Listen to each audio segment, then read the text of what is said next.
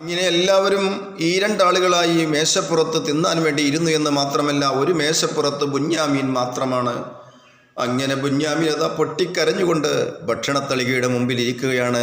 മാത്രമല്ല, തന്നിൽ ഹയാത്തെങ്കിൽ റബ്ബി എനിക്ക് വരൂലായിരുന്നല്ല ഈ ദുരിതം, തന്നെ ഇരുന്നവർ ബിങ്ങിക്കരഞ്ഞെൻ്റെ അണ്ണൻ യൂസുഫ് എന്നീ ഉലകം. എനിക്കും ഒരു ജ്യേഷ്ഠനുണ്ടായിരുന്നല്ലോ, എൻ്റെ യൂസുഫ്.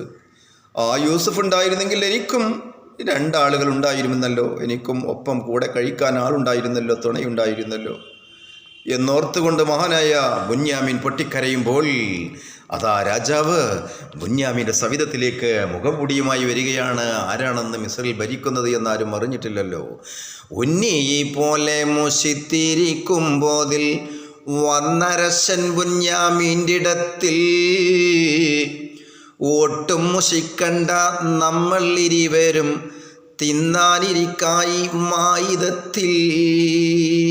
ആ സമയം ബുന്യാമീൻ്റെ സങ്കടം കണ്ട് ബുന്യാമീനെ ഇനി മുഷിപ്പാക്കിയാൽ പ്രശ്നമാണെന്ന് മനസ്സിലാക്കിയ രാജാവായ യൂസുഫ് നബി അലൈഹി സ്വലാത്തു വസ്സലാം മെല്ലെ മുഖമൂടി അണിഞ്ഞുകൊണ്ട് ബുന്യാമീൻ്റെ തൊട്ടടുത്ത കസേരയിൽ വന്നിരുന്നു കൊണ്ട് ബുന്യാമീനോട് പറയുകയാണ്, എന്താണ് നിങ്ങൾ കരയുന്നത്? ഭക്ഷിച്ചോളൂ, എന്താണ് പ്രശ്നം?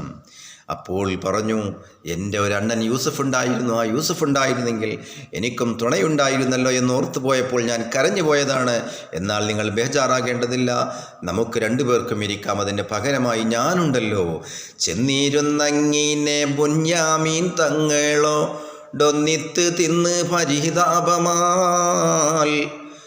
തിന്നവർ പിന്നെയും രണ്ടാളും ഒന്നിത്ത് രാവിൽ താമുകൾ മുൻവിധമാൽ. അങ്ങനെ ഉച്ചക്കും അതുപോലെ തന്നെ വൈകുന്നേരവും ഒക്കെ ഭക്ഷണം കഴിക്കാൻ ബുന്യാമീൻ്റെ ഒപ്പം രാജാവ് ഇരുന്നു. പക്ഷേ രാജാവ് ആരാണെന്ന് മറ്റുള്ളവരൊന്നും അറിഞ്ഞിട്ടില്ല. നന്നേ സുഖത്തിൽ ഇരുവറുകൾ ചെന്നോരോ റോമിൽ വസിപ്പിനിരവിലിന്നേ നാഥൻ വീതി കൂടൻ എല്ലാരും ചെന്ന് കിടന്ന് ബുന്യാമീൻ തനിച്ചിരുന്നേ. അങ്ങനെ എല്ലാ ആളുകൾക്കും ഭക്ഷണമൊക്കെ കഴിച്ചതിന് ശേഷം ഉറങ്ങാനുള്ള ഇടം കൊണ്ട് നൽകിയെന്ന് മാത്രമല്ല, അപ്പോഴും ബുന്യാമീൻ തനിച്ചു എന്ന് മാത്രമല്ല, ബുന്യാമീന് ഒറ്റ റൂമിൽ തനിച്ചാവുകയാണ്. ഈ സമയം ചെണ്ടൂടൻ ഭൂപാലൻ അന്നും ബുന്യാമീൻ്റെ ഇടത്തിൽ അലിവോടിയിരുന്നാടുത്ത്, ചിന്തി മൂഷിക്കണ്ട നമ്മൾ ഇരുവർക്കും ഇന്ന് വസിക്കാമീറൂമകത്ത്. എന്തിനാണ് ഇവിടുന്ന് പേടിക്കുന്നത്? ബുന്യാമീനോട് രാജാവ് വളരെ മയത്തോടെ പറഞ്ഞു, ഞാൻ ഉണ്ടാകുമ്പോൾ എന്തിനാണ് പേടിക്കുന്നത്?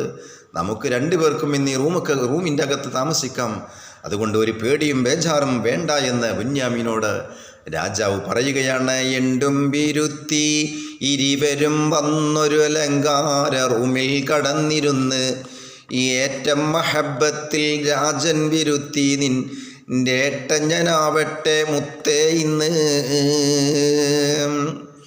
അങ്ങനെ രാജാവ് ബുന്യാമീന് തുണക്ക് വന്നു. പക്ഷേ തൻ്റെ ഹൃദയം പൊട്ടിപ്പോവുകയാണ്, തൻ്റെ മനം പൊട്ടുകയാണ്. ആ സമയത്ത് രാജാവ് പറയുകയാണ്, നിൻ്റെ ജ്യേഷ്ഠനായ കാണാതായ ജ്യേഷ്ഠൻ ഞാനാകട്ടെ എന്ന് ചോദിച്ചപ്പോൾ, എൻ്റെ ദിൻ ബുന്യാമീൻ ലോകത്തുമൈക്കുള്ള ഉമൈകള പോലത്തഹി ഇല്ലാത്തിട്ടമല്ലോ, എങ്കിലും റാഹീലിൽ യഅ്കൂബിനുണ്ടായ ചോരബന്ധം നമ്മിൽ കിട്ടൂലല്ലോ. ഞാൻ നിങ്ങളുടെ ജ്യേഷ്ഠൻ കാണാതായ ജ്യേഷ്ഠനാകട്ടെ എന്ന് ചോദിച്ചപ്പോൾ ബുന്യാമീൻ പറയുകയാണ്, സംഭവം നിങ്ങൾ ഏറ്റവും വലിയ ഈ രാജ്യത്തിൻ്റെ രാജാവാണ്, ഭൂപതിയാണ്. പക്ഷേ എങ്കിലും എൻ്റെ പ്രിയപ്പെട്ട മാതാ റാഹിൽ പ്രസവിച്ച ആ ജ്യേഷ്ഠൻ നിങ്ങളാവുകയില്ലല്ലോ, ആ ചോരബന്ധം നമ്മളിൽ കിട്ടുകയില്ലല്ലോ എന്ന് ബുന്യാമീൻ പറഞ്ഞപ്പോൾ, ബിണ്ടേ മുള്ളിക്കാരശൻ്റുള്ളു കത്തി, നിൻ്റെ അണ്ണൻ ഞാൻ ചെന്നായ തിന്നിട്ടില്ല, ബിങ്ങിക്കരഞ്ഞുടൻ കെട്ടിപ്പിടിത്ത് മണത്താരറുത്ത് മുഷിത്തിടല്ല ഇതിങ്ങട്ട് കേട്ടപ്പോൾ ബുന്യാമിൻ പറഞ്ഞപ്പോൾ മഹാനായ യൂസുഫ് നബി അലൈഹി ഇസ്ലാമിൻ്റെ ഉള്ളം പിടഞ്ഞു എന്ന് മാത്രമല്ല, അവിടുന്ന് കെട്ടിപ്പിടിച്ചുകൊണ്ട് ബുന്യാമിനോട് പറയുകയാണ്, നിൻ്റെ റോഹിൽ പ്രസവിച്ച പൊന്നോമന പുത്രൻ തന്നെയാണ് ഞാൻ, യൂസുഫ് തന്നെയാണ്, എന്നെ ചെന്നായ ഭക്ഷിച്ചിട്ടില്ല. എല്ലാം ജ്യേഷ്ഠന്മാരുടെ കള്ളക്കഥകളായിരുന്നു മോനെ, ഞാൻ നിൻ്റെ ജ്യേഷ്ഠൻ യൂസുഫ് തന്നെയാണെന്ന് പറഞ്ഞുകൊണ്ട് ബുന്യാമീനെ കെട്ടിപ്പിടിച്ച് നാറ്റി മണത്തു എന്ന് മാത്രമല്ല, വിങ്ങിക്കരഞ്ഞുടൻ കെട്ടിപ്പിടിത്ത് മണത്താറുത്ത് മുഷിത്തിയിടല്ല.